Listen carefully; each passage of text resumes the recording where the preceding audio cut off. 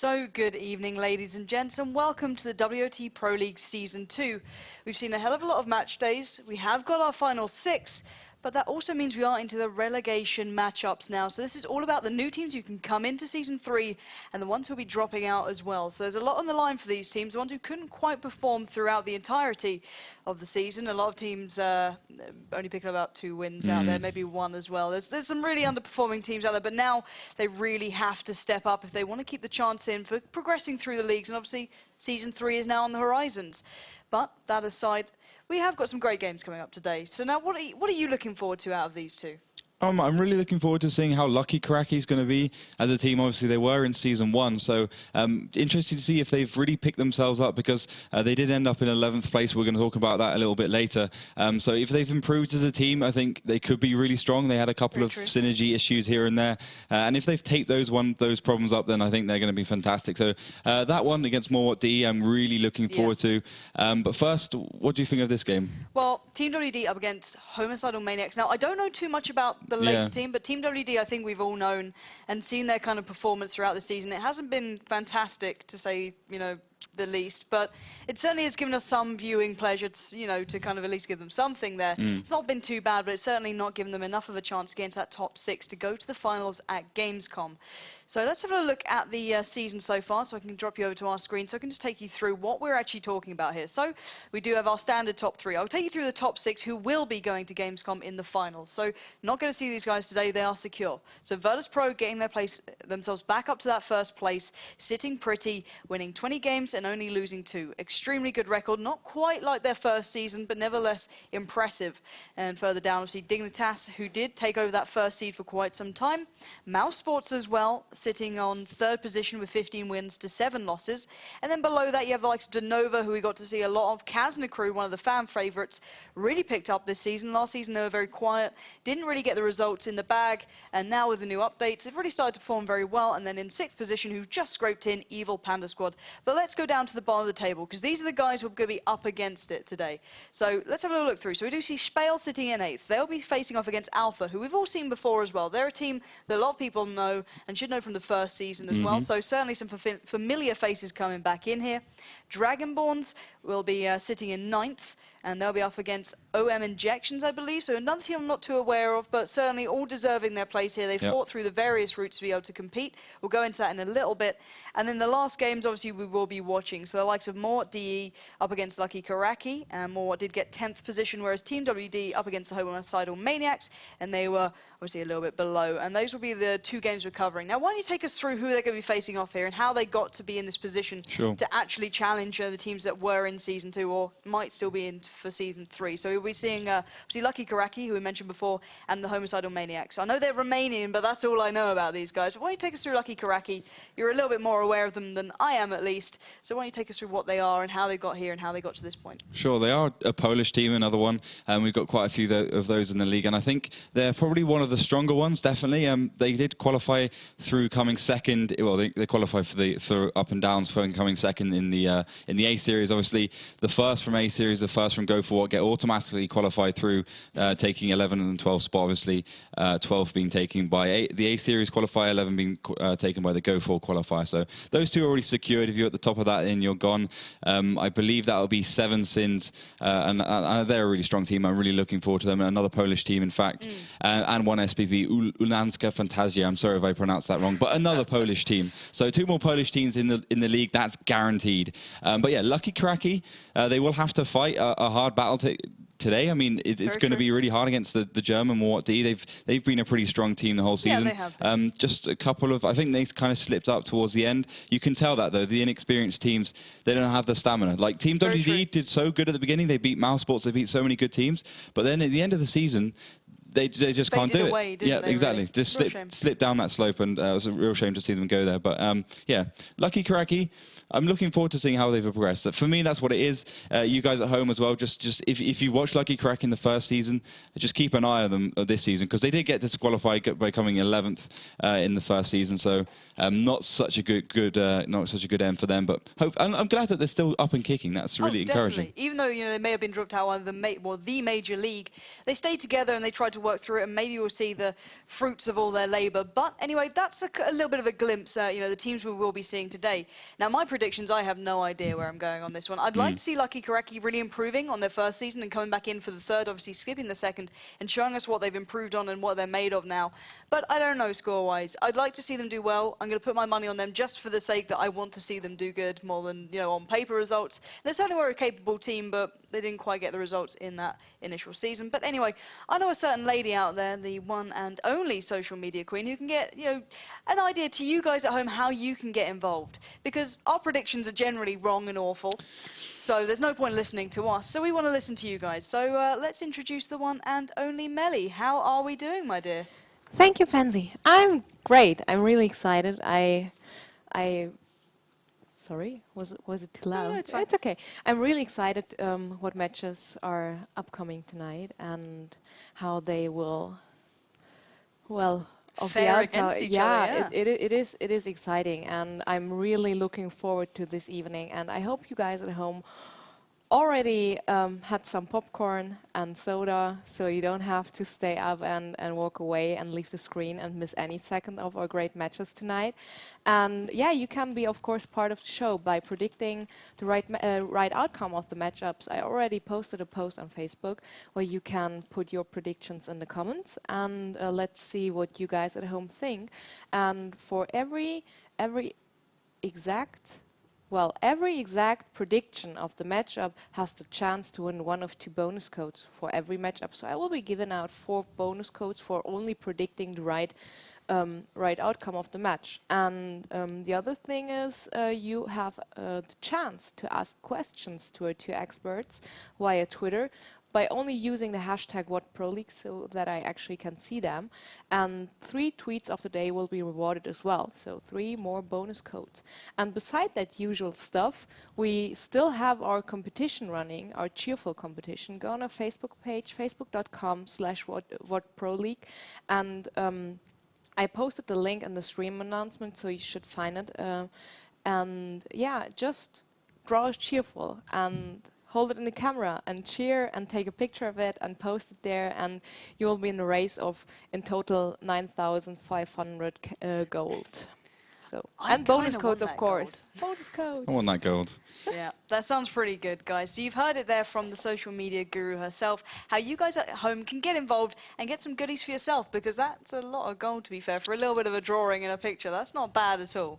It's a bit like geography class, to be honest. Just draw a little bit and you get a lot of rewards. So it's good. I would probably be good at that competition. Do you not mean art? Geography. Geography, you just coloured in stuff. Art as well. I guess art counts. But art is actually art. Geography is just art, but you just draw, I don't know, rocks and stuff. Or was that geology? Yeah, geology is rocks. Geography was like rivers and stuff. That's all I know. I'm going to be quiet now. That's geography. That's all I'm saying. The education system in the UK has gone downhill, is all I'm going to say. Good old Ollie. But guys, I think they are getting ready to get the tank picking underway. So let's drop you into the tank picks to see what we're getting so far. And Ollie actually does know about this one, thank God. So let's see what we're seeing so far. We do know one of the sides here. We do know that Team WD, but we don't know the Homicidal Maniacs. And maybe they'll leave a little bit of an impression after this. But what are we seeing at the moment coming in for Ruinberg? Quite unusual, actually. I mean, they're for a team that's called Maniacs, they're pretty crazy. I mean, the picks here are just insane. We've got T32s, we've got KV5s, we've got 110s. But we don't ever see that. I mean, we see an AMX 3090, that's fair enough, on Ruinberg, and we see AMX 5100s, that's fair enough as well. KV5, we never see. T32, never see. 110, we've never seen before this season. So completely new picks. But yeah, standard picks from the beginning, 2 T1s for each team. Then WD going for the KV5 AMX 5100 combo. And then Homicidal Maniacs, obviously, picking their 1 tank first. I'm not sure why they've done that. That kind of gives away their game a bit, picking the AMX 5100. WD responding with an AMX 1390 for the middle spot. Obviously, that fast French Tier 8 light tank, very capable at doing that. It won't have the reload, though. Do keep that in mind as well. And also the AMX 5100. Then Homicidal Maniacs picking that strange pick, the Tier 8 heavy American tank, the T32, the Beast, released in December 17th, 2011. A very good tank there. AMX 5100 as well. T110, a Chinese Tier 8 tank's only just been out for a few months, so we've seen a lot of people play it, but I don't know, it hasn't really convinced me. And he's got a lot of armor and stuff, but I think the alpha damage from the IS3 is better, and it just has a better all-round absorption rate from shells and stuff. And the last pick by Homicidal Maniacs will be another T32. So guys, get ready for the first game here. Will be Team WD up against the Homicidal Maniacs. It will be on Ruinberg. So let's get this one underway.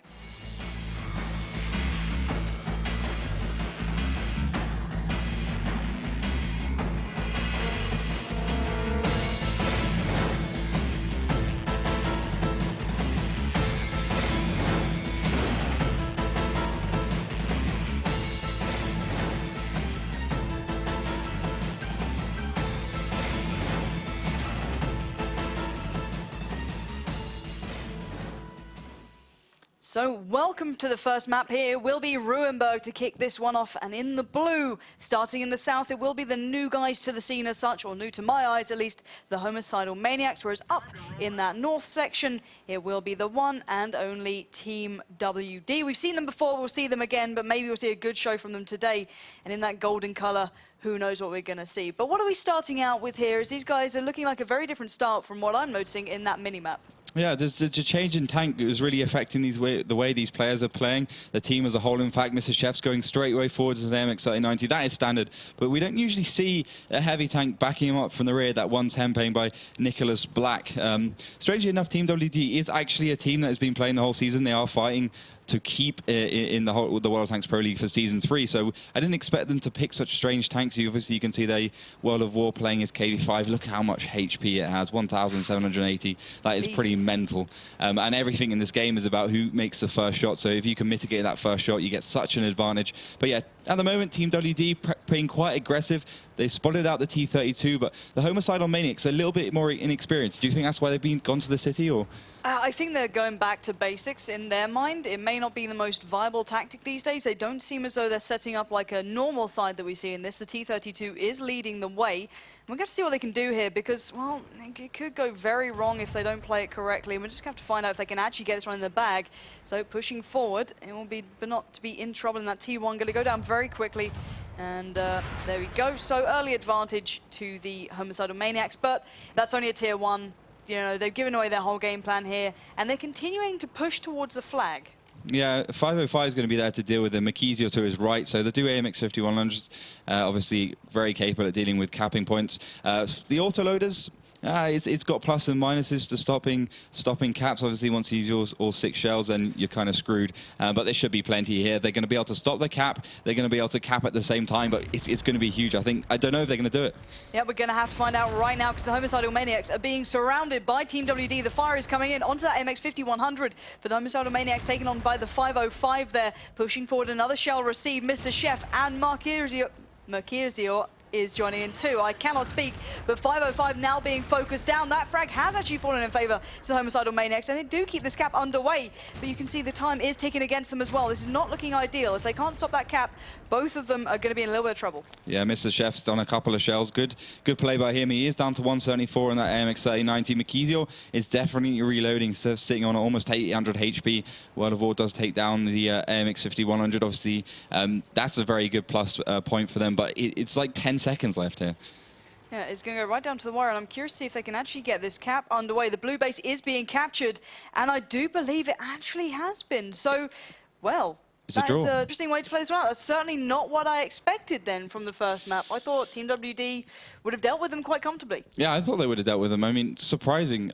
These guys have obviously been watching some tactics because that was the ultra cheese of Doom tactic, just pushing everyone through the city and sitting them in the cap. Didn't really work out, but it didn't not work out, if you know what I mean, because it was just a draw, and neither team won that. The cap went to 100% on both teams. So, yeah, we'll be playing that one again, Ruinberg, but so far... Strange opening. Very strange opening. I mean, I would have liked to have seen something a little bit more sophisticated from the two teams, just because if you are a new team, and the Homicidal Maniacs they came through Go 4, you want to see what they're made of. You know, don't want to see them doing something like a cheesy tactic. You want to be seeing them, you know, how can they react to situations? How can their players play individually? And you just don't get that there.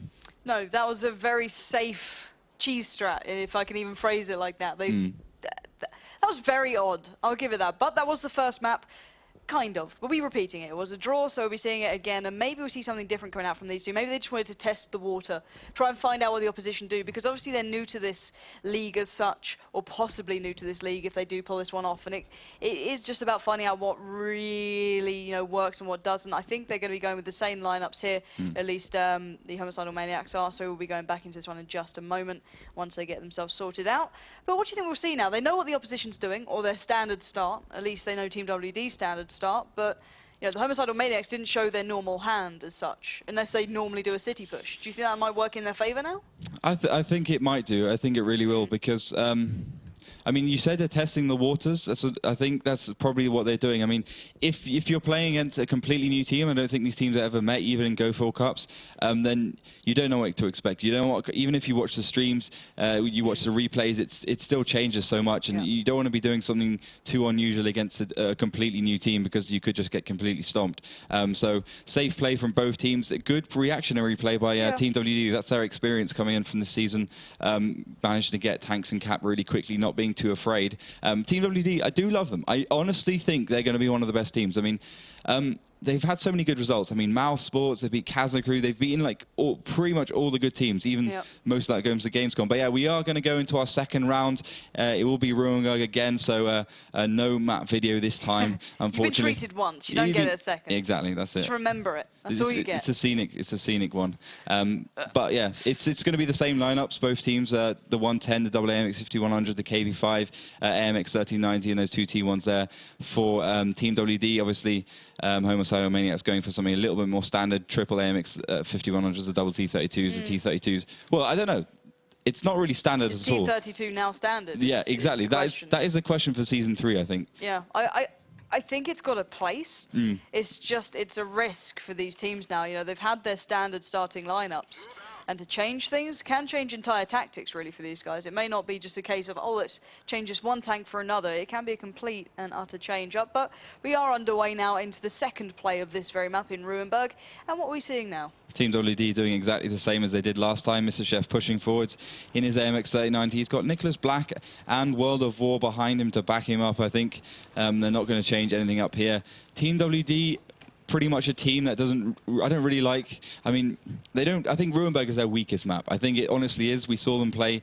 I think it was against Kazakh. They played it, and I thought they were a bit too timid. They didn't use the MX 5100s as effectively they could have.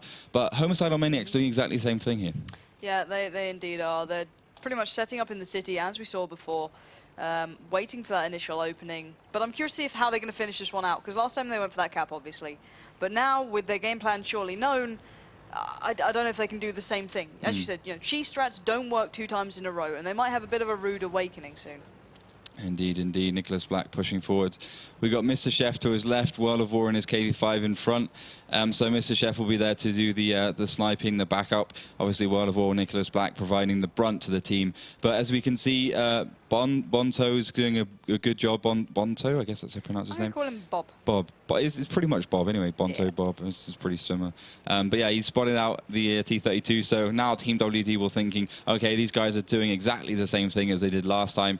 How can we react to that? How can we actually take this one first? They might actually go for the cap, but I think that's perhaps a little risky, considering I think, you know, Homicidal Maniacs, if they qualify for the season, they're not going to make the same mistake twice. No, they certainly won't. But we do see Himmelsdorf sitting in a great position there, laying down some brilliant fire onto the MX 5100, who's now been knocked down to 262. The rest of the team are stranded away. Here comes the return fire finally, but 505 is now there to back up, and maybe that inexperience kicking in for the Homicidal Maniacs, who've now been split across, and the pressure is surely going to be applied as soon as Team WD make their way towards that cap point, and that's exactly what they've done, splitting the attention of the opposition, and now taking the upper hand. We do see that MX 5100 trying to join over his teammate, does get away from it, the T32 taking the fire there, making some retaliation, but the push towards the flag is now happening. Fire coming in onto World of War. Mr. Chef dives in there, trying to get some fire down. He's done exactly that. Challenging head on right now. This is brave play from Mr. Chef. He's got to do something. Keeping the enemies at bay. He's taken it down to 60 HP. He could get one more shell off, and he has done it.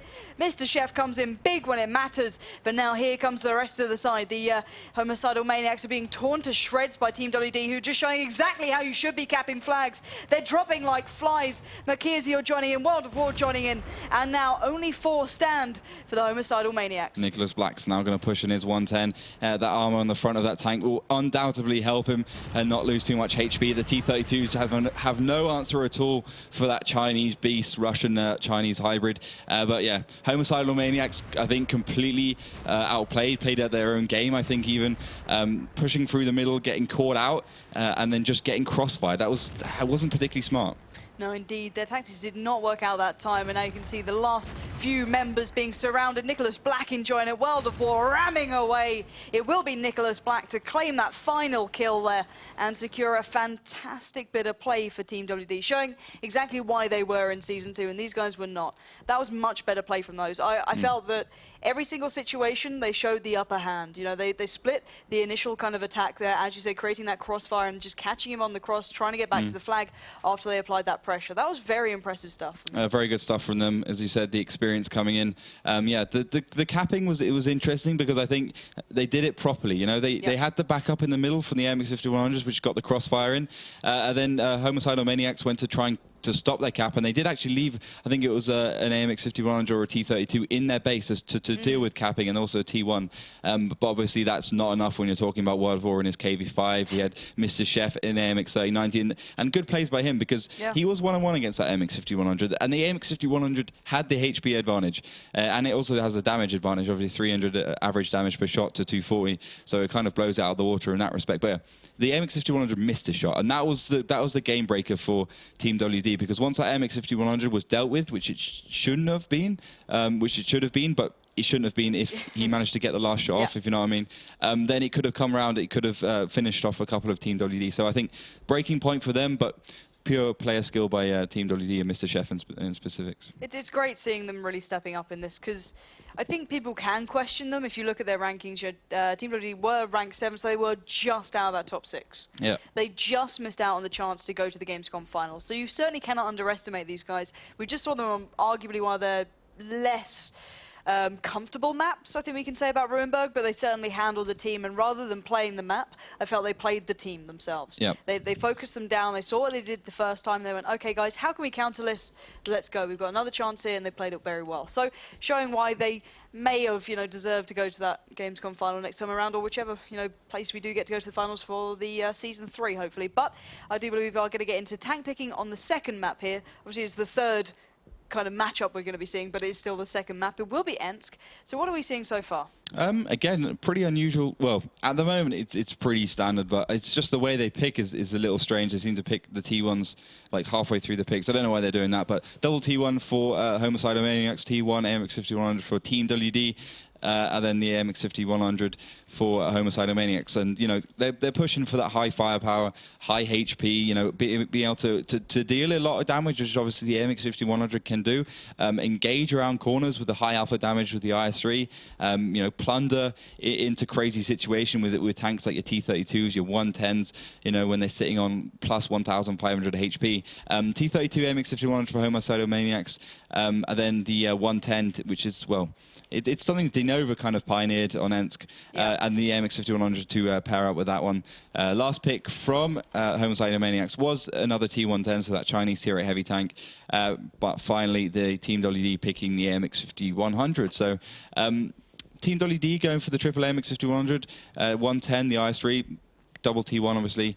Quite interesting lineup from them, especially when you consider they got so much firepower. They've also kind of mitigated how, you know, fragile those AMX5100s are with that, something like a 110 and an IS-3. And then for the side of Homicidal Maniacs, we got, again, triple AMX5100 110, but instead of the IS-3, the T-32. Yeah, so guys, get ready. It will be Ensk. We're almost ready. So let's get into the second map here.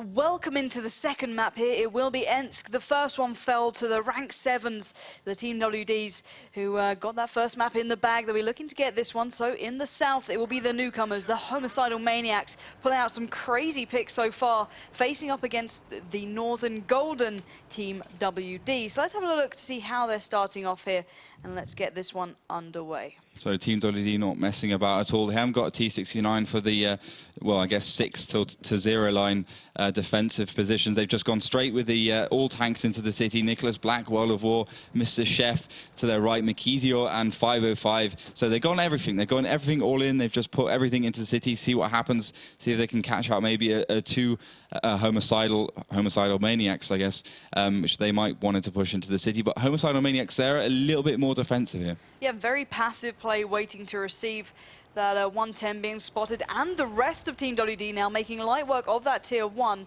But will they manage to take down the remaining two? Are seeing extremely far back. Great fire going onto Makizio there, dropping him down to 223. Mr. Chef now in trouble. This passive play might pay off, but Team WD are not stopping. Nicholas Black under severe fire as well, knocked down to 342, 69. One more shot and he is out of there. The rest of these guys need to get in on the action now, as they're actually working down Team WD. The Homicidal Maniacs are pulling apart the favorites here. This is unreal play. The 110 now dancing around with two of them. The IS3 steps away. Lovely fire coming in from that 5 and 6 line. Oh, finished off as well. Mr. Chef goes down. The absolute wonder from the first map can do nothing here, as now 505 gets into the action, but it feels as though it's too little too late, unless somehow he could turn this one around. Yeah, World of War just took a big hit, 355. I believe that was probably from the the T32 even. So that American tank coming in handy, in fact. But at the moment, I don't think Team WD have a single chance. 505 is a brilliant player. He is left on 1,095 HP. World of War's also sitting that big IS3, but they're hanging on here. Yeah, hanging on by a thread is the best way to describe it, and now they're falling by like absolute dominoes. That is unbelievable play. That passive start has just paid off perfectly, as only tier 1 remains. And they're battling out anyway. I can imagine David will get the better of the other tier 1, but here come the rest of the Homicidal Maniacs. And what a bit of play then. I feel as though Team WD almost threw it as such, but still, that was...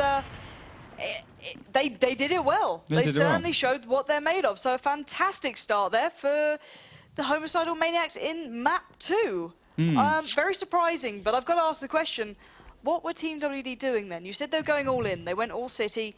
It's rare to see. Normally you see that split down the 5 and 6 line. You get, you know, one T69 maybe down there to keep your eyes on it, or maybe an IS3 to, you know, obviously side scrape around and try and get the right angles. But there was none of that. It was, here's everything, good luck. I have no idea. It was literally like, how can we play into their hands as much as possible? Like, everything they did was for the benefit of the Homicidal Maniacs. Homicidal Maniacs put all their tanks in a line. They covered all the firing alleys you can through the buildings, and they literally set themselves up just for exactly what Team WD wanted to do. It's incredible. Team WD just, well, they kind of just suicide. They pushed into the city. They pushed down the one line, got a couple of shots into their sides. They took one, I think one of the MXs 100 went down to about 600 HP, and then the city push was even worse. They started taking damage left, right, and center. And then, you know, once they pushed themselves into a place like that, they just got completely surrounded. You saw the T32 come in from the sides and behind, and then, you know, you can't push into like a courtyard, because if you're in a courtyard, you have like four entrances, so anyone can do anything. If you're in the middle of the courtyard, you've always got to stay on the edges. It's just tactical 101. Well, Team WD may be showing a little bit of a weakness there, or maybe just a lack of discipline more than anything. But that was the second map, now going back to the new kids on the block as such. And we'll be going into steps next. Let's see what tank picks we are getting so far, because they're getting underway nice and quickly. What do you think we're going to see from these guys here? Well, Team WD are the team that pioneered that I think it was actually 5 AMX 1390 lineup, which did so well at the beginning of the season. Kind of stepping away from that one a little bit. I saw towards the end of the season deciding to go for that more brawly type tank, the T69, but so far so good. Double T1 from Team WD alongside 2 AMX 1390s. Homicidal Maniacs copying double AMX 1390. Team WD also going for double AMX 1390. So they've gone for 4 AMX 1390s thus far from Team WD. So yeah, they're probably going to go for their favorite lineup. Homicidal Maniacs a little bit slower here. They are going for that T69, the American Tier 8 tank. It's just going to be how they're going to use that against the MX 1390s. I think it's going to work out well for them. I mean, the good thing about the T69, apart from the fact that it's a brilliant tank in terms of, you know, how much damage it can receive and take. It's an easier tank to play. That's what people forget, you know. There are skill caps on tanks, so something like an AMX 3090 is going to be a lot harder to play for someone. And with a T69, I think it's a lot easier to play for anyone. So you can kind of max its potential. Obviously, if you max the AMX 3090's potential, it's going to be a step above that T69. Sure. But yeah, certainly harder to master. Yeah, exactly. That's it. That's it. Last pick from Team WD will be an AMX 3090, so they're going for that 5 AMX 3090 lineup. Good to see them still using that one. It's their signature series tank lineup for this map, which will be Steps, obviously. The last pick from Homicidal Maniacs is something more standard, the T69, so going for the double T69, triple AMX 3090. That's pretty much what we see from most teams. Yeah, yeah. So it's finally not a bit of a cheesy lineup from the newer kids here. Maybe they've kind of had a little bit of a taste of victory as such, and now they want to make sure they kind of secure it in the third map now. So I'm looking forward to it. Steps is an interesting one. We've seen a big kind of evolution of play on this. You know, the big focus now towards one side rather than the other. But guys, get ready. Hopefully you've got your popcorn and drinks at your side, because we are almost underway into the one and only Steps.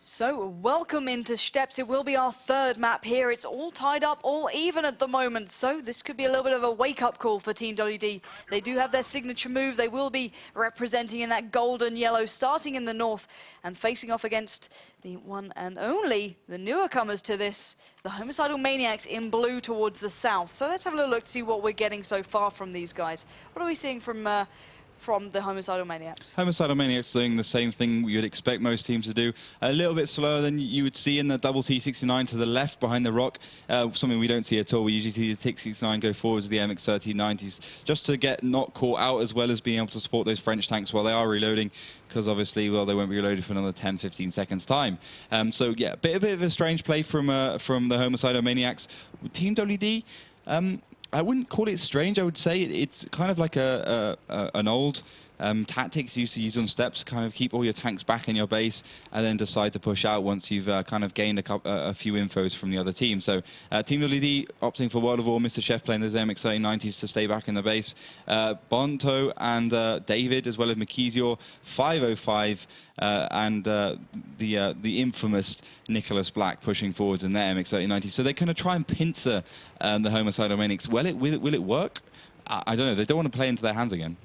Yes, surely that's in the back of their minds. You've got to be careful. Clearly cannot underestimate these guys. They can deal with pressure when it's applied, but whether or not they can deal with the Team WD pressure is a very different thing. But we are seeing that pincering movement now kind of coming into fruition. As you said, you see the rest of the Team WD side making their way down that 1 and 2 line all across the bottom, and they might be able to get around fairly unspotted until that one finally T1 kicks into action. That is just managed to catch Nicholas Black, Makizio, and the rest. Here comes the fire from those 1390s, all lined up on the hill. Makizio being taken down low, 666 already, disappearing from view, but 505 and Nicholas Black surely still in their eyesight. I'm waiting for the shot to come out from these guys. They know exactly where they are. It's just whether or not they can get that connection. And they're looking pretty on the HP as well, I've got to say it. And there we go, 505, knocked down to 408. That was at T69, I believe. So really playing quite nicely so far. HP advantage is firmly in the hands of the Homicidal Maniacs. Yeah, once again, they seem to be playing straight into the hands. That's Team WD going straight into, well, the firing line of the whole of Homicidal Maniacs.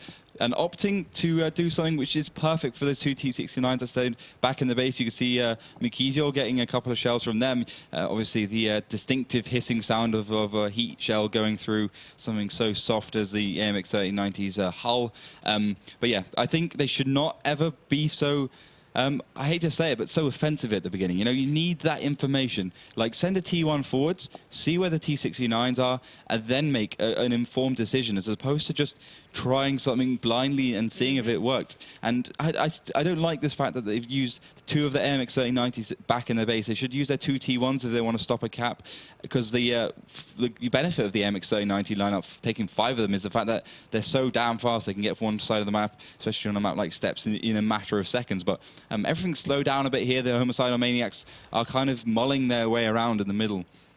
Yeah, and they're slowly but surely edging towards the opposing team's flag. So we might see a little bit of forced pressure from them here, maybe trying to keep the likes of Team WD guessing exactly what they're going to be up to. Couple of shells coming in, no connection still on to the newer guys here. So using the Defilator of the Hill just to peer above. They have seen Mr. Chef, I believe, a couple of times just peering over, so they know he is there. But whether or not they can find him is a very different matter. So that 1390 looks like it wants to go, but they're just splitting up now. Why do you think that is? I think they're just trying to get themselves in a better position. Maybe a pincer movement is on their minds. I don't know. I think it has its pros and cons. Sending all your tanks in at once is something you want to be doing at the beginning, and then splitting up should come after that. You know, okay, you've had your initial engagement, you've either won it or lost it, and then you take something like a double AMX 3090 combo, you send it back, you put it around again, and you re-engage from behind all the sides. But at the beginning, when you want to go for the first engagement, you always just want to have all tanks in one place. Yeah, and if you were the Homicidal Maniacs right now, what would you be doing? You have the upper hand of HP, but how could you make the most of it? Yeah, I think if I was Homicidal Maniacs, I would test the waters a little bit. I would perhaps go somewhere up here, maybe on this little ridge, see what you can find out. Maybe send a couple of T1s into their base. Maybe put some pressure along the 5-line, 4-line, go across that hill. Maybe find any of their T1s, spot out the MX 3090s defending the base. You know, just acquire information for like 2 or 3 minutes, and then I think best thing for them to do now would be push the cap, but not actually cap. Just push along the kind of contours and the hills around the cap, and then decide, do we want to go forwards, take out Mr. Chef or whatever in his MX 3090, or just go through the middle. Gonna have to see what choices they make here. A couple of spots coming through again. Nothing too much, so they're happy playing the time limit now. They know they have the upper hand. There's 4 minutes 30 left on the board. The T69's just patrolling around, and it's all about who's going to make that first move to me now. Yeah, there's a first move coming up from the Homicidal Maniacs. They've gone across the railroad. One shot is exchanged. He's down to 8-6-8 in the MX 3090. Mr. Chef is scampering his way out of there, the same as World of War. But, you know, Team WD, they've lost quite a lot of HP. So if the Homicidal Maniacs can push out a concerted pull, then they can really take it to Team WD. And I think if you got one tank down to, what, 417, another one down to 120, it's almost impossible to react to that.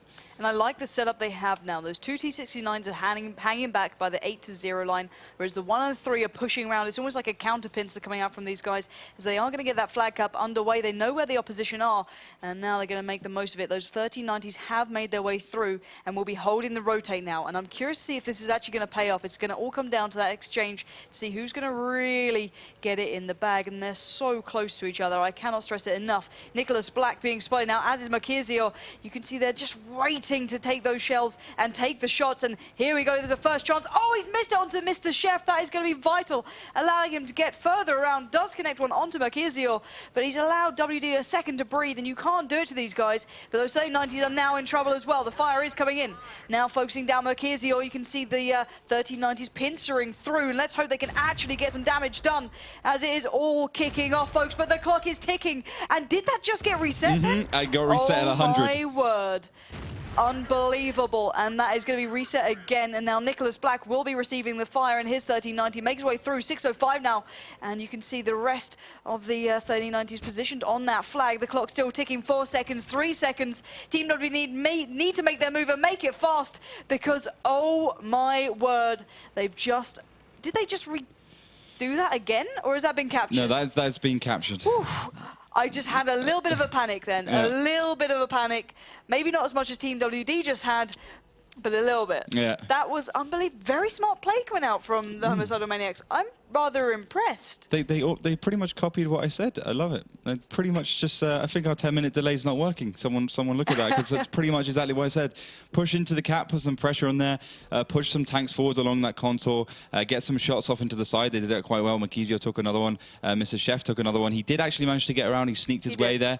But it was one tank. He shot all 6 shells. He did quite a lot of damage to Homicidal Maniacs, but because they had so many tanks in the cap and the T-69 taking the brunt of the damage, it wasn't enough. You need something like the WZ-132 without the autoloader, so you can continue reset that cap, or you need a T1 in the back. But yeah, nice little push from the Homicidal Maniacs, really showing that they have actually got what it takes to really push their way into this league. They are 2-1 up now against the infamous Team WD. They need to bring themselves back in this one. Yeah, I don't know what's going on with Team WD. They're ranked 7 in this season. Yeah. They finished just out of the finals. And then you look at the likes of WoT Pro, or you look at, Dignitas, and they're a cut above. But for someone just out of the top 6, I'd expect a bit more. Certainly not, just maybe not switched on yet today. Maybe being caught off guard a little bit and didn't really prepare as much as possible. They almost handed Ensk to them. And now on the second map, they lost it just because, well, they got outplayed.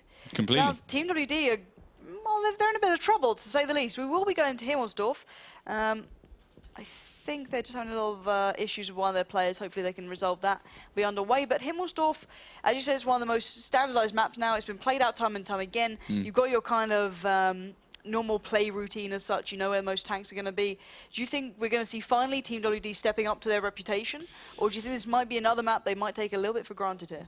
I think that's going to be the key here, because well, they have one city map under the belt. They did win Ruinberg, which was our first round, but yeah, it's one city map each. The Ensk was taken by the Homicidal Maniacs, so they've got that one in the bag. So in terms of city maps, they're all even. It's quits at the moment. So whoever takes the most city map, I guess, the most archetypal city map in the whole game, Himmelsdorf, is going to be the crown the king of the city maps. But yeah, I think Team WD are not going to make the same mistake again. I think they're going to play a little bit more defensively, perhaps at the beginning, taking out a leaf of Homicidal Maniacs book. But yeah, I think they're going to go for something normal lineups, not like crazy 5 AMX 1390s. I think they're going to go for the 50. Togs. Exactly. Yeah. Well, we're not going to see that again. And no artillery either. No artillery. Yeah. So no Togs, no artillery. AMX 5100 serious tanks. Perhaps on T32 if we're lucky. An IS3 in there. Bit of everything, but the standard lineups. Yeah, and I'm looking forward to seeing it. I want to see Team WD a little bit less hap-handed with this. They seem to be. Well, they seem to be caught off guard more than anything here. It's the fact they've had a rude awakening that you cannot take this lightly. They've come in unprepared. They clearly don't know their opponent in any way, shape or form. They're just facing off as they think they would. The first map, they adapted perfectly. On the second play after the initial draw, they did very well. They adapted, they worked it out, they held the rotates, and they made sure that they locked them down as soon as they tried to pull off what they did the first time. Perfect. Second map, what the hell happened? I watched the replay back because that is certainly not the Team WD we know and love, but nevertheless they thought that was a solid plan, and on the last map they just barely showed up. Yeah, I think that's a fair assessment. It's very interesting to see these guys actually under pressure now, because we've seen them obviously throughout this season. We've seen their ups and downs. As you said, they are a team who can get some fantastic results under their belt, but they're yet to kind of get into their full potential, I'd say. A little bit like, Kazna Cruz maybe and the Spales, where they're kind of ups and downs. They have their hot rounds, they have their very cold games, and they're not quite sure how they, face off. But this really needs to be a game when they start picking these up, because this could be the end of their involvement in the WoT Pro League. Yeah. That's as simple as it is. This is where they need to really make sure they're turning up. It doesn't matter if you finish in that 7th position or 10th or 11th. You're just as vulnerable at the moment, and if they're not able to step up when it matters, it's a little bit worrying for these guys. Exactly, and they are our newest pro team in Europe as well. They were picked up by Western Digital, so they'll have the pressure of that on their backs as well. So this is a lot of pressure for them. They are one map down at the moment, having lost Steps, which I didn't expect them to, because I think they're probably one of the better teams on Steps. But perhaps it's opposite day or something. They're winning the maps they shouldn't be winning, and they're losing the maps they should be winning. So hopefully Himmelsdorf, which is not a map I immediately associate with Team WD. They're more of like an open map for me. But yeah, I think they have to set it up here. They've got to do something more routine, something they're used to. You know, put the T69 up on the hill, perhaps scout ahead with a couple of T1s, maybe do something with the AMX 5100s along one of the flanks, either from the south or north, but definitely going for that, you know, the train line as opposed to the banana push, because I don't think they're in a great position to execute perfect pushes. Yeah, exactly. I'm just gonna have to wait and see, and this is worrying to me for them. I'm worried for them. Obviously, not being able to go to the finals has knocked them maybe a bit, and it's just taken them down a touch. It's upsetting to come just outside of the top 6, clearly. It does make you question your team, and sadly they won't be joining us in the finals. The likes of, obviously, Kaz and Crew will be there, Mouse, Dignitas, all the big boys will be turning up. Hopefully you guys at home as well will be there. If any of you are going to Gamescom, make sure you step by and just, you know, have a little check out of the whole stage that's going to be going on there, because there'll be some awesome games, I assure you. Last time, you only have to look at the finals of the last tournament that was pretty incredible between Dignitas and WoT Pro, and we could have a rematch. We could have a rematch. I mean, I honestly really want to see. I mean, I would like to see Kaz and Crew and Mouse Sports, Evil Panda Squad as well, trying to get themselves up there, maybe get into the finals. But, you know, Team Dignitas and WoT Pro, they are a step ahead. Like, it would almost be unfair if they didn't get into the finals, because they are the best 2 teams here. I mean, okay, Mouse Sports have started picking themselves up here. Team Nova has started getting good as well, but, you know, it should always be the best 2 teams. And I still think those 2 take the tickets. So if we ever repeat and Team Dignitas win again, they'll be 2-0 up in that respect. So WoT Pro do not want to lose, especially considering they have so many roster changes. But yeah, they have started tank picking, so we can jump straight back into that one. Double T1s from both teams. Standard stuff. I don't think we're going to see anything too unusual. I hope we're not going to see anything too unusual. It would be a change from the norm from the Homicidal Maniacs and Team WD. Double AMX 5100 from the Homicidals, waiting for Team WD's pick. I think they're going to go for the same, probably, or an IS3. Yeah, it will be an IS3 and an AMX 5100 from them. So the Hungarians going for something more usual here. I think that's probably a fair assessment. I mean, they don't want to be throwing the bag too far out. I think KV5 they might try. They did try it on Ruinberg, which did work out for them quite well. World of War played that one. And the 110, the MX-600 being picked by the Homicidal Maniacs. So they're going for that Chinese tank. I'm on the bench about this one. If you watch the esports show, episode 7, some Mind guy from the Russian side of our colleagues in Russia, they're really starting to use that tank more. They're loving it. They're loving the armor, the speed, not the alpha so much, but more the rate of fire. The DPM's obviously a lot higher than the IS3s. So Team WD also going for that one, the MX-5100 and the 110. So pretty much mirroring at the moment, although the Homicidal Maniacs definitely going for the extra French tank. It'd be interesting to see if we see that going into competitive play for Season 3. As you said, you know, if the Russians are playing it now, it might get worked in, and it's good to see a team already, you know, who were in Season 2 or still could be into the next season, already adapting it. And, you know, we didn't see it much through the season, though. I don't think we saw it at all, really. But I think we had 1 game with it in prior to this, and now we're seeing a lot of it. So it's quite nice to see a new addition. But how do you think this one's going to be used on this map? What sort of position do you think it'll be put into? Sure. Well, the thing is, I mean, I do like the 110. I play it a little bit here and there. And the only real advantage it has is the front armor. It's got so much front armor, even with, you know, when you're playing around with 260 penetration from an IS3, you know, you got 300 penetration from the T69. MX-5100 has 255, I believe. I mean, even the T32 has 244, so it can still bounce that. Even with so much penetration, it can still bounce it from the front, so that's exactly what it's for. You know, I talk about, you know, this game is all about, you know, dealing the first shot and not getting damage for it. So that's what the 110's for. It's to deal the first shot with the high alpha and the high rate of fire, bounce the first shell, absorb it in some way, shape, or form, and then, you know, get on a reply and play offensively. That tank, you know, you've got to play offensively. So much armor, so much rate of fire. Push it in there, see what happens, mix it up, and, you know, the other team is going to be in big trouble. Yeah, I can't wait to see how that gets brought into play, to be fair. And I do like it when we do get a little bit aggressive in these games and people make the plays and they do actually pay off. Normally it's the passive team who kind of benefits from it, but hopefully these guys with those new tanks in mind can actually put them to good use here. So I'm rather curious to see which way this one's going to go. Who's your money on very quickly? Team WoT. Right, so with that in mind, his bet is on Team WoT. We will be going into Himmelsdorf. Get yourselves ready.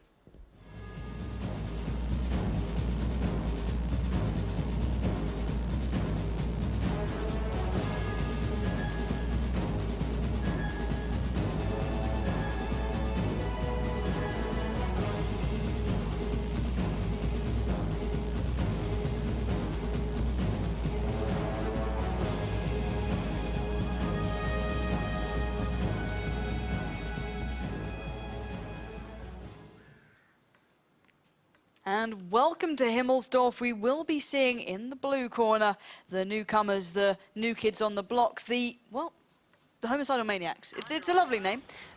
Facing off against Team WD. Team Western Digital picking up that fantastic sponsor for themselves. But they're under pressure now. They're a map down. And now they've got to turn it around on Himmelsdorf. I'm kind of curious to see what we get. We've got some new tanks in the mix here. And, well, it's going to be a certain question of who can play with it the best, who's been preparing the most. But what are we seeing so far? We're seeing pretty standard stuff. I mean, it is in the arms of Team WD. Let's hope they don't die. World of War pushing forwards in his IS-3. Nicholas Black is in the back with his T110, not T110. That's a Tier 8, Tier 10 American tank, which is obviously, you know, we can't have it. It's a Tier 8 tank rule only. So he's playing that 110, doing exactly what I thought he'd be doing, protecting the banana road. Obviously, it's shaped by the banana, in case anyone's wondering why we call it the banana road. I do like bananas, so it's probably named after me as opposed to anything else. But yeah, we've got Bonto going up the hill. They have got a T69, but Mr. Chef's not going that. But yeah, at the moment, Homicidal Maniacs, once again, quite defensive. Yeah, passive play from these guys. Even though you said they do have that 110 beside them, they're not using it aggressively here. They're playing it quite passively, you know, focusing along that D line around, you know, the center of the map, just kind of keeping eyes across, getting a couple of spots onto World of War, and Mr. Chef being spotted as well, but that is about it. Just playing it cautiously, no need to rush here, and it seems as though it's a bit of a standoff between these two. I'm curious to see what's going to break the situation. Yeah, I think Team WD definitely won't be the ones to go first. They have been going first every single time round.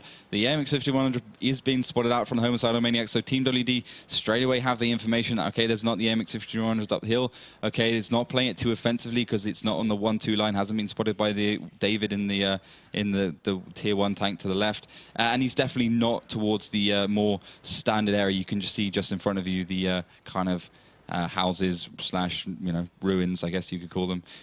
But yeah, David's on the left. Bonto's on the top. He's protecting. He's doing the spots. Then the rest of Team WD are kind of spread out to try and perhaps stop or at least maybe even begin a push along the banana. Yeah, and right now the 110 just repositioning very passively. These guys are actually falling back. That was the play we saw by the D-line. He was pushed up right to the center of this map. Now just keeping eyes across. So very similar to the IS-3 almost positioning there, where they're just keeping eyes down the road as best as they can. And no push happening so far. But do you think they're expecting Team WD to make a move here? I think they are. I mean, they have done so far every single time.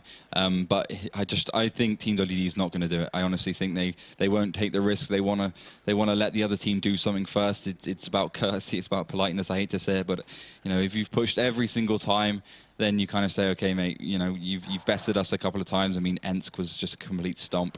But so I think in terms of that, definitely Team WD not going to be the first team to make the move. I think Homicidal Maniacs will have to start doing it. They can't just rely on Team WD to just throw the game every time. You know, every single time. I mean, apart from maybe steps. But on Ruinberg, they did win it the first time, but the second, it was so close, the first one. They got themselves in the cap. On Ensk, they threw it completely, and they can't really expect them to do that every time. They've got to push back onto them.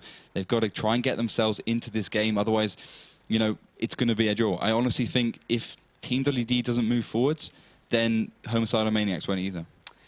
Yeah, it's a bit of a tricky situation between these two. As you said, Team WD have been making all the moves.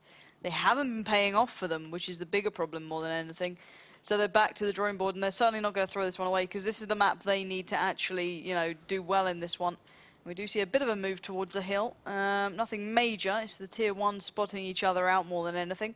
Bonto just catching a glimpse, but will he expect that 5100 just to be backing up his little brother there on the hill? Going to be coming across, might peer up. And you do see the fire coming in. And no return fire, though, so he's going to have to try and work this one out a little bit better. Yeah, and we see a reaction straight away from Team WD. Immediately when that MX51 was spotted, they completely consolidated. Mikizio's gone forwards. 505 is behind there to back him up. But Nicholas Black, he will be the brunt. He will be the bruiser, the 110. So much armor, so much firepower. But again, Team WD pushing forwards first.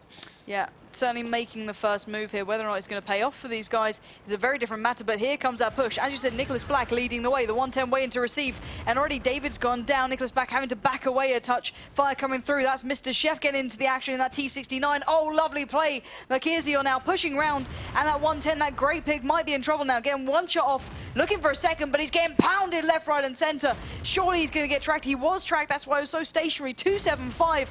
No return fire, missing his shot, and now the rest of his team just make light work of him and take the early advantage. Yeah, good play by Mikizio, but now he'll be reloading. Mr. Chef's going to come up from the back, and I think he's going to get completely destroyed here. T110 goes down to 4-3-1, and he does finally finish off Mikizio in the MX51 as he was reloading, finally gets taken down, but Team WD are crushing them here. Yeah, and that is Mr. Chef in a nutshell. He's absolutely decimating the opposition. You see that 5100 splitting off, and that is just actually the worst decision he's made all day. Down to 95 HP, he's been pincered, and he's got the T69 now approaching. That is 505, and he's just taking him out of this game. You see the final members of the, well, the Homicidal Maniacs, and that's exactly what they were in this, just being ripped apart by the Team WD guys who just finally dealt with it. They made that opening move. They made the play there as they spotted the tank on the hill, and now they're just reaping the benefits of it. And we do see a cap underway, but I do not think these T1s will last for a second here. Definitely not. World of War is going to be there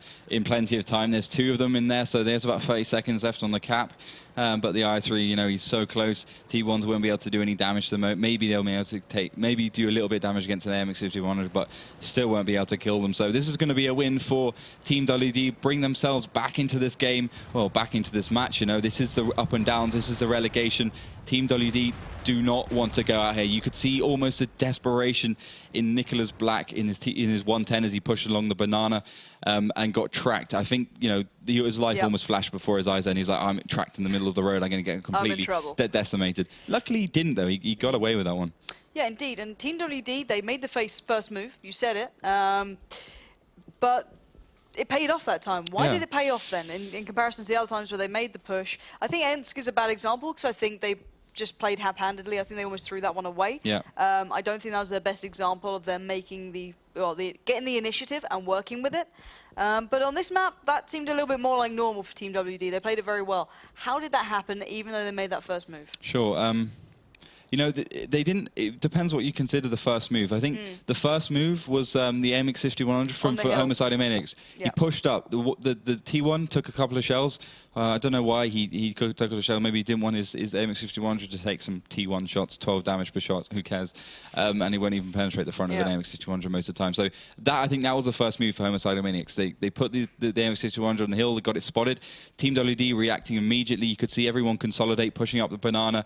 Mr. Chef and his T69 went left. I think also Makizio went left in his MX5100. Caught out the 110. The 110 took an absolute pounding. Makizio knowing the weak spots of that tank perfectly, although it did bounce one shell. But yeah, Team WD, reaction play, experience coming to their hands. And I said, you know, they're a team that is very strong on Himmelsdorf. You know, they've lost on Ensk, as you said, because of hap-handed tactics. But we are onto Mines. It's going to be our fourth map here. So it's going to be one of those hybrid maps. Like, no, fifth map even. Sorry, I can't even count. Fifth map. Whoever wins this one pretty much takes it. Yeah, exactly. And it does come down to this map. And, well, we've seen WD a couple of times on here. How do you think they fare on this map? You said they kind of favour the open maps, but I never feel as though Mines is, you know, that open. I know that sounds very strange, but it always feels quite confined in the actual spots and the way they play it out. I've seen very few teams doing anything extraordinary on here, but do you think this is going to be a map they can work with, or is this going to be one where they're going to absolutely hammer it again? I think Mines is honestly that map where all maps are defined on. You know, if you can play Mines really well as a team, then you can play any map really well as a team. Mines represents everything that makes World of Tanks 7-on-7 great. You know, the whole you know, knowing what the maps are, knowing what the benefits of the maps are, having the higher ground, you have the middle area, you can push in the city, you got the island there, which is always a gamble. You know, if you're playing with artillery, do you take it? Do you take a big artillery? Do you take a small artillery? How are we going to connect the push from the middle along with the push from the city or the island or even from off the hill? So Mines is that template map. It's the one you should always be playing, the one you should always be good at. If you're not training for a specific map, then you just play Mines, just train on Mines all the time. But tank picking is started from both two teams, two T1s from both, obviously, the initial picks, suggesting that there'll only be tier 8 tanks in this map. Double T69, double AMX 1390 from Team WD, and then Homicidal Maniacs. Team WD picking an AMX 1390, a T69. But yeah, AMX 1390s and T69. It's a nice mix. I want to see it, to be fair. I'm looking forward to it myself. We are going to get ready to get underway now. Ooh. Ready. I think they got a little bit overzealous there. Team WD got a bit excited. They didn't check if the Homicidal Maniacs were actually ready, and it does always help to make sure your opponents are actually ready to get underway in this, obviously.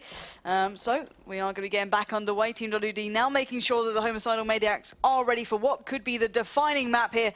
Let's get into Mines.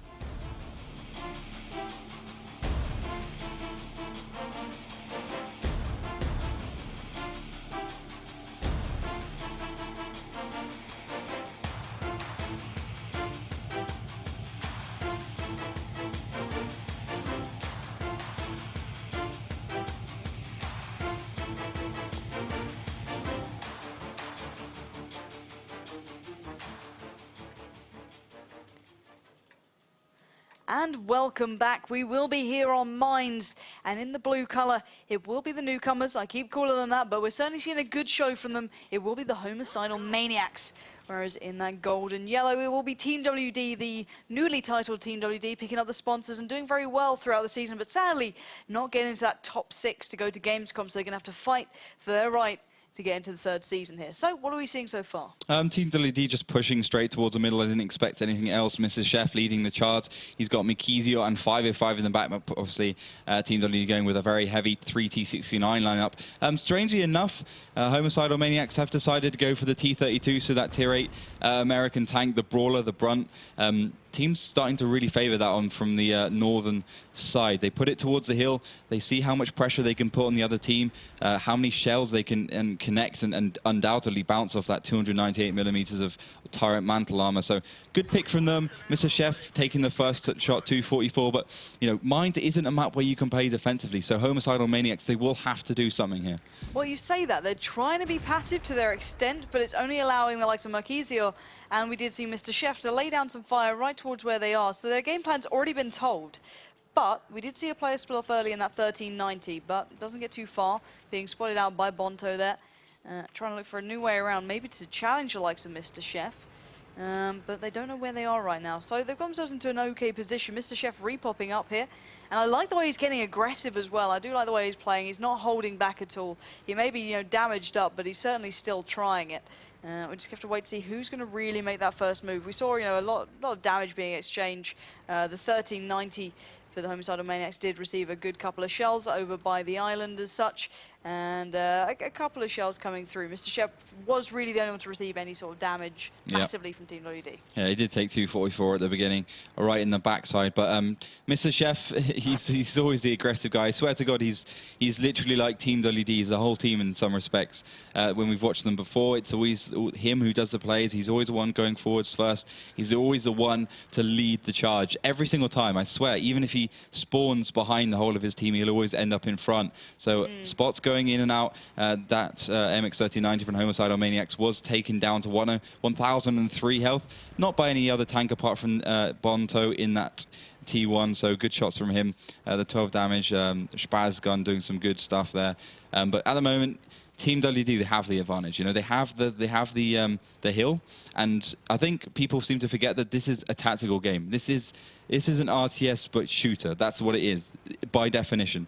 So stuff like having the higher ground, having the central area, having easy to push and easy to defend areas, you know, like slopes and, you know, places with bushes and obstacles and stuff to hide behind. That is the key. That is really important. So middle area, Team WD's very big advantage for them. David's over towards the left side. He is going to get some spots out. But yeah, that T32 in the middle, it's almost like a menacing sight. It must scare Team WD a little bit. Yeah, it's like the anchor almost of the Homicidal Maniacs. They can't push too far forward right now. As you said, the higher ground is being occupied, and we do see the first frag as such falling in favour to Team WD, picking up that T1 of the opposition. Mercuzio there being the victor of that one. Nothing major, but it's certainly losing a little bit of vision. But I do like the position of the T69 here. They're trying to lock down the likes of Mr. Chef and Mercuzio. They've got a little bit of vision onto that top of that hill, so they might be able to get a couple of shells down. And it's not a great deal, but they can certainly see a little bit. Trying to keep things under wraps, really. So what's it going to take for the, well, which side's going to push?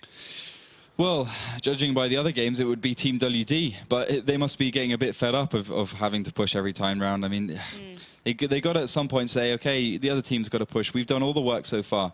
But yeah, Team WD, they have the lineup for it though. You know, you can't deny that. The AMX 1390s, the T69s, the T69, you know, able to pump out a good K damage, and they got 3 of them. So that's 3K burst damage in probably about 9 seconds. So insane stuff. Plenty to take down a T32 as long as you don't go for those tracks because of the heat changes in 8.7. I know it was 8.6 actually. So yeah, World of War doing a couple of blind shots out. He's trying to find the T1s or perhaps an AMX 1390. No connection so far though. Yeah, nothing connecting there. The T32 did move up a touch, putting the pressure onto the T69, who's just opposing. We do see a little bit of edging further forward. Just a bit tentative. It is Nicholas Black just over the other side of the hill. And this could unlock a massive amount here, both being quite cautious. Oh, another shell let off there by that T32. Going to back away now, and might allow a bit of room for Nicholas Black, though. Yeah, Mr. Chef's just testing the waters a little bit in his AMX 1390. A couple of drive-bys to see if he can get behind the T32. That is how we've seen that position being broken before. The T32 gets itself surrounded by a couple of AMX 1390s. More likely a T69 though, because it does have the gun depression to shoot down the hill, especially if it sits in the bush or towards the rock side. You can see here. So yeah, at the moment, Team WD probably have clocked on to the fact that they could do that, but there's no rush for them. And we're still 4 minutes and 31 seconds on the clock. Still plenty of time to make the plays. And all Team WD would have to do is take down that T32. Obviously, we have an 8-point rule into effect. If a team has 8 points more, it will go through with a win. So don't have to cap, don't have to kill. All you have to do is get those 8 points. Yeah, and we're going to see if they can do that. Now, I asked you before, if you were, you know, the Homicidal Maniacs, what would you do right now? I'm going to ask you the same thing. If you were in this position right now and you wanted to get that victory under your belt, obviously in this push, how would you go about doing it? Yeah, it's tricky because Homicidal Maniacs are so they're so turtled down at the moment. There's no other word for it, to be honest. I think what I would probably do is, the one weakness that they have is I would send all my tanks onto the hill from Team WD, everyone apart from the T69 and the T1s. Then I'll just flow them straight off the hill, straight onto the behind of that T32. Take the T32 out, send the T69 and maybe another AMX 1390 through the middle, engage those T69s, or even better, send a T1 across David in the T1, send him around the island, get himself spotted, T69 turns their turret, so I just shoot David. Then they collapse onto the T32. T69s have to turn their turret. By that time, the MX 1390 would have collapsed onto them. It would have been way too late. The French tank will pump out the 1.4K it can do, taking it down no problem at all. And I think that's one of the weaknesses Homicidal Maniacs have. They don't take the initiative. So if they get collapsed on, if they do it right, Team WD that is, then they're done. And do you think this is going to go all the way to a draw right now, or do you think one of the teams is actually going to go for the win here? I think I think Team WD aren't going to make the first push. I think Homicidal Maniacs will have to do that. We don't see many tanks on the hill at the moment from Team WD, so you have to question what they want to do. Mr. Chef has rejoined Mercuzio in his AMX 1390 now, so he was scouting about a bit, maybe having a scenic drive, I don't know. Another shell being popped off by 505 onto T32, no damage though. But Mr. Chef pushing forwards, not getting. I think he's not. He got spotted, but he hasn't spotted anything else. So he's looking for the T69s. Unsuccessful so far, but he knows that they're there because the T32 wasn't within 50 meters and wasn't within line of sight. And yeah, indeed, they are spotted. Yeah, they are indeed. And we do see that 1390 now switching things up, but this is a very passive, slow game from these two, considering the last couple of maps we've seen. This is not what I really wanted to see in the final map here, but finally a little bit of an exchange, but bringing it back even closer, 1-to-1 now. Tier points exchanged, and that's about it. But I'm waiting to see if one team's going to really make the move here. We do see that 1390 coming back round with the T32. Mr. Chef laying down some fire, does finally connect onto those T69s who have been watching the hill. There's a little bit of damage going out, but with 1 minute and 35 left, is it going to be go time? I don't think it's going to be go time. I think this is probably going to be a draw. The T69s are getting themselves out of there, getting themselves behind a rock. He does take another shell, though, down to 590, though. So he doesn't want to take the risk. He doesn't want to push across again. He's trying to follow his mate desperately, but I think he's going to get focused down here. Yeah, he could be in trouble. He's going to make a desperate dash for it across. And I think he's just about made it.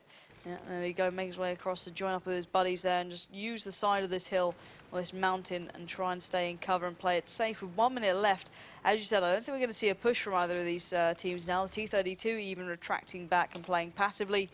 It's going to be a slow game, this one, but Mr. Chef needs to be careful because he could be focused down quite easily. But I don't think he's going to play that one too haphazardly. But we do see the base being captured. Yeah, but it's way too late, too little too late. 1 minute and 33 seconds left, 42 seconds left on the clock. You need double the time. So David putting some pressure on, but it's not really pressure if anyone can read the time and knows how long it takes. Obviously, it's better to play without mods. So even if you don't play with mods, then you can still react to that. But Team WoT actually mobilizing here a little bit. They're going to push off to the hill. We could see an engagement within the last 20 seconds of the map. World of War, Nicholas Black's push forwards in a T69, but 15 seconds left. I don't think we're going to find ourselves in the middle of a battle. If they are, then whoever pops up the top, pops up the one tier 8 tank will take the win. But yeah. No, it's going to be a draw. 3 seconds, 2 seconds left on the clock. Nicholas Black making a couple of shells, trying to team kill David, I think, which he finally gets taken out. But yeah, draw, Team WoT and Homicidal Maniacs not deciding to push out, not deciding to take the initiative.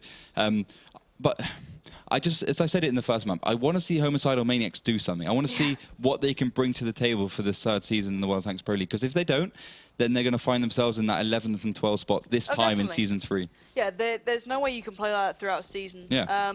Not taking initiative and not working with any advantage you may get, or you might get a good couple of spots out. Not using them can really be as much of an issue as just sitting there and being extremely passive. And you can't wait for every other team to make the move onto them. I'm hoping these guys maybe switch something up here. Last time around, it was actually Team WoT who changed something on the second time around of a map, and well, I don't know. I'm a little bit unsure as to how that got played out. I feel for Team WoT because they have made all the moves.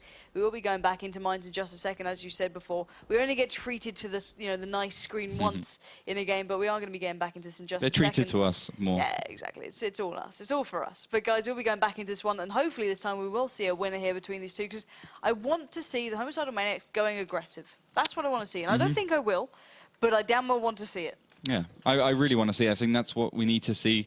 Take the initiative, see what we can do. Not the best time to do it. I mean, if you're 2-2 against the team, you don't want to be taking you want to be taking the initiative, but you don't want to be trying something stupid, especially if you're out of practice in that respect. So, Team WoT, if they do it, then they're going to be taking a risk. But Homicidal Maniacs, having not done it so far, will be taking even bigger of a risk. But so far, same stuff. The 5v5 Nicholas Black pushing towards the middle. Mr. Chef leading the charge. Mikito there to back him up behind. World of War as well in that T69. David and Bonto have gone over to the left and right, taking up the spotting position. But Homicidal Maniacs doing the same thing, putting the T32 on hill, or just kind of sitting around the cap more? Well, we actually see that it's almost a repeat. The 1390 goes for a little bit of a spin around, gets the opening kind of spot there onto Mr. Chef, and the T32 joins into the fun. So it's almost a mirror from what we saw initially. But surely Team WD now know what they're up against here. They know exactly what they saw before. They knew the positionings, and it might actually be a bit of a different situation. Finally, that T32 does connect onto Nicholas Black, but you can see the fire is now coming in towards the T32. Mr. Chef gets a cheeky shell off, and this could change things around as that T32 is being worked down now. Yeah, T32 is down to 1,029 HP. Mr. Chef is there behind, but he's going to get a couple of shells here. Takes one as well. Yeah, indeed. He's like a mosquito, just nipping at the opposition every time, just darting in and out. 596 he's left on those T69s that we saw before, covering that hill, are just not playing it out like they did before, as there's only one of them there and only got a small connection. So that T32 going to have to sit back and be passive now after the likes of Nicholas Black and Mr. Chef got some good damage dealt. Yeah, Willavor and Nicholas Black are pushing forward. They'll be looking towards that T32. 528 is left.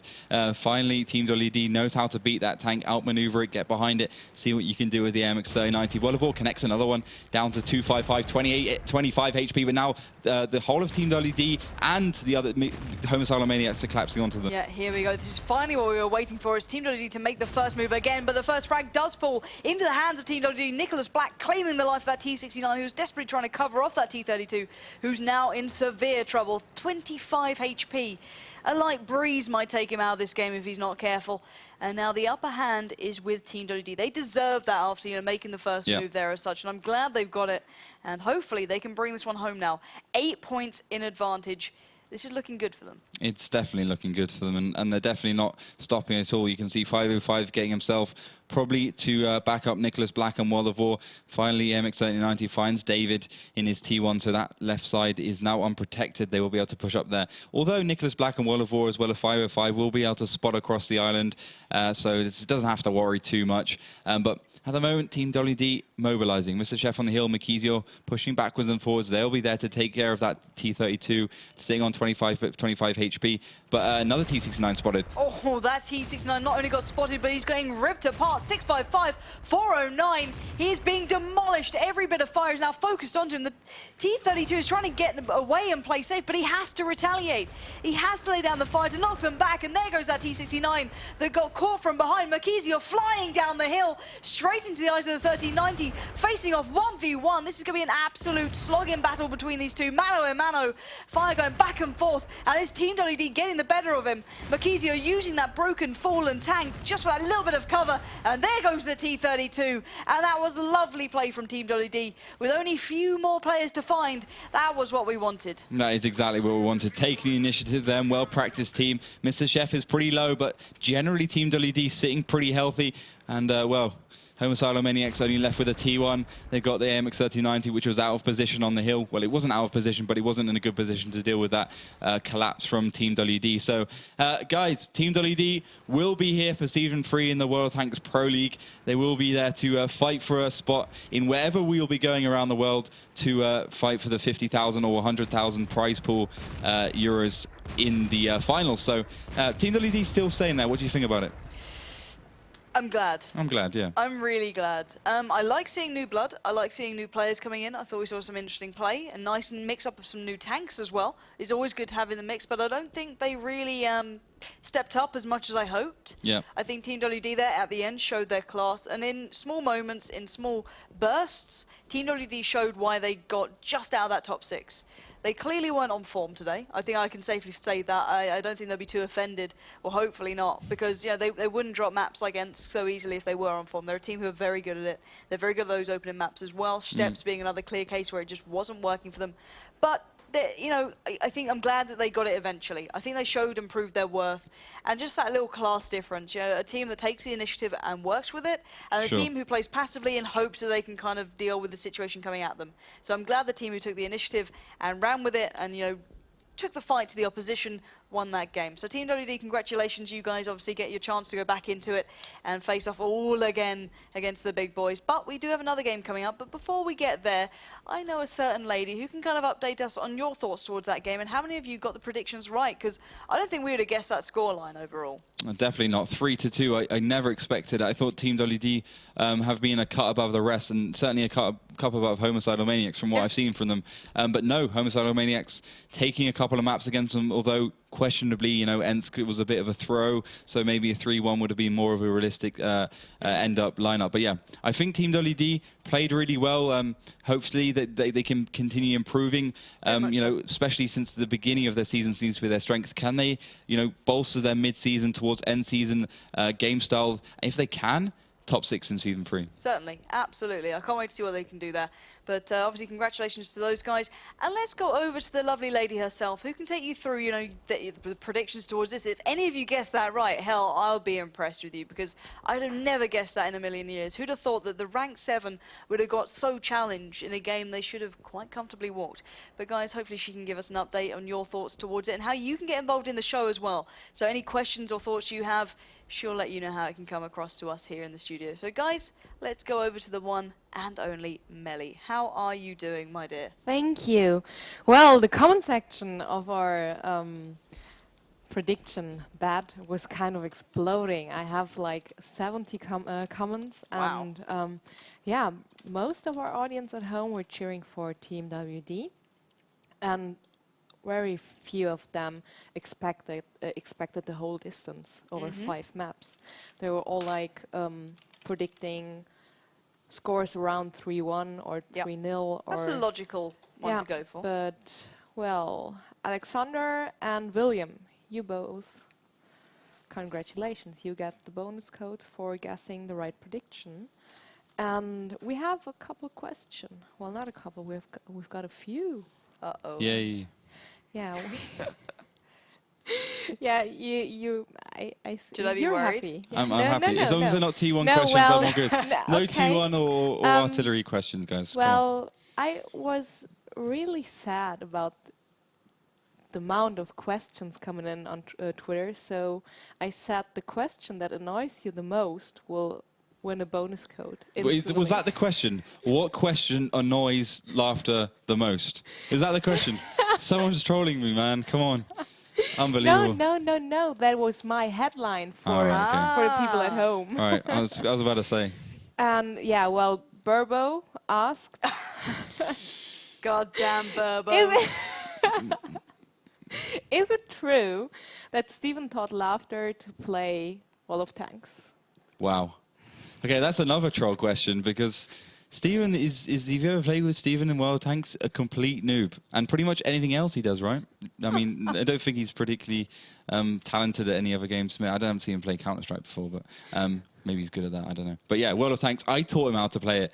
I was playing with him every night, trying to teach him how to play the game. You know, don't jump into the middle of the field, you know, don't charge into the enemy base, don't jump off a cliff, you know. Come on, you know, it was simple stuff. Finally, he's learned, kind of. He's still about a 5-year-old child, but he's moved up from that 1-year-old child, so good stuff from him. Well, Wargaming Esports EU wants to know, is it true that Laughter is not so good as an RT player? What annoys me about this is Burbo is trolled me with that one question. He's gone on his other account and trolled me with another question. That's what he's done. I like the dedication, Burbo. Yeah, Keep it up. Yeah. I don't know what to say to that one, to be honest. Yeah. Maybe Steven taught you how to play Arty? Now I'm going to have my sad face on for the rest of the Okay, day. then let's skip to the next question. Sorry. Skarker wants to know, well, after like 500 lessons with Melly and Pansy slapping you, how's the German T1 scout called again? Leicht. It's Leicht Tractor, isn't it? Leicht. L-I-C-H-T. I'm so proud of you. Is it Leicht Tractor? Yeah, Right. Oh, it is. Finally. Someone linked it to me on Twitter, so I had to learn it. I went to Wikipedia and stuff and learned it from that. Can we refer to it as the Schmetterling now, though, please? Because that's my new favourite German word, Schmetterling. Schmetterling, was it mean? Schmetterling, butterfly. Wow. Oh, yeah. It sounds so aggressive. That's why I like German words always sound angry. Yeah. You know, it's like a pretty little butterfly. Schmetterling. It's like, Yeah. to be fair, I think in the studio this weekend they were discussing the name for ambulances, or you know, something like that. I think it's Krankenwagen. Krankenwagen, which literally means ill wagon. Brilliant. Germany, man, you gotta love it, right? It's crazy language. Yeah. Well, here are more serious questions. Why not bring KV5s and bounce everything? Well, you don't really take the KV5 because it bounces so much. Although that comes into the equation, you take it more because of the fact that it's got 1,780 HP, which is, you know, a step above the rest. You know, the next one is 1,550. So an extra shell pretty much, which is, as I said, so important. You need to be getting the first shell off and not taking so much damage as their shell comes back to you. So yeah, it's about how can you play it though, because it's not a tank where it's versatile. You can't send it to do loads of jobs. It has one specific job, and that is to take damage. If it doesn't take damage, then it's completely useless, and it won't get into firefights, you know, quick enough. It won't be able to get to caps. It won't be able to do very much. So it's one of those tanks that you really need to train with. You need to make sure you have it rolled down to a T. Otherwise, it's going to completely fail. Okay, thank you. Susan wants to know, what's the best tank to grind for credits without having to buy a premium tank? Well, I would say artillery, although the resources, the credits that artillery earn, it was reduced, I think, by like 10, 15, 20%. But now you get as much experience and stuff. I think artillery is probably the easiest to grind as well, because you can, you know, eat your breakfast, have a cup of tea, just click and blow stuff up. So I think artillery is probably the easiest thing to do. Although, apart from that, I would say the American medium line is probably also pretty easy. I think we've also found out why you're bad at artillery. Why? Because I eat my breakfast. And, you know, toast. It's clearly holding him back. That's good. I'm really good. I'm really good at artillery. Especially when I have my tea, because then I have caffeine and I can chill out. I've got caffeine and I can chill out. Tea. Yeah. That's a paradox. But tea is, I'm not talking about, okay, fair enough, black tea, but also green tea. Green tea doesn't have caffeine in it, Lauren. I know she's the one who drinks Red Bull, so I don't know why you're talking to me about caffeine. Well, it's called teen, but yes. I don't know what it's called. What am I, a health neutral? No, just kidding. Jesus It's Christ. okay, you're kind of right. Calm down. Deep breaths. Don't Yeah, get riled up. Any more questions? Yeah, of course. The last one for now. What tank line would you recommend for beginner players? I would go for the American medium tanks. Start off, if you can, free XP up to the T71, the Tier 7. Move up to the T69, the T54 E1, and then sit happy on the Type 57, yeah, T57, the Tier 8, the Tier 10 American heavy tank, the Beast, 4-shell autoloader. So yeah, I think that's probably the easiest line, the best line to grind up as a beginning. You get a bit of flavor of everything. You get light tanks, you get medium tanks, you get heavy tanks. So I definitely recommend that one. Okay, thank you. And you guys at home, keep in mind, the questions will be rewarded. I will pick 3 tweets of the day. And beside that, we have today the special, which question annoys laughter the most, which will instantly win a bonus code. So keep them coming. Okay. Thank you. That grumble is a good sign. Yeah, I'm not even going to say anything. There's no questions on that. No questions. So I'll get you a cup of tea to calm you down. But anyway, guys, keep your questions coming, keep your tweets coming, get your predictions going as well, because we do have another game.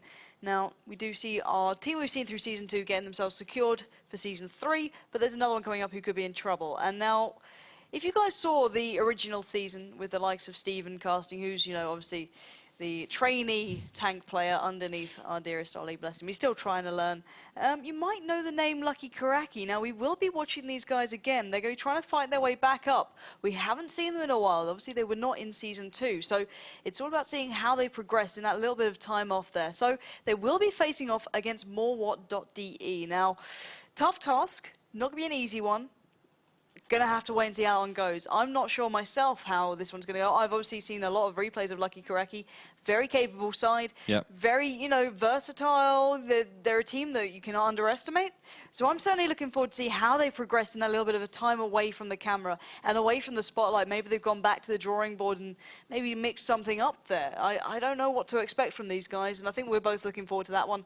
So guys, do make sure you stay around, get your tea and your biscuits ready, because we'll be back in 5 minutes and hopefully with an incredible game.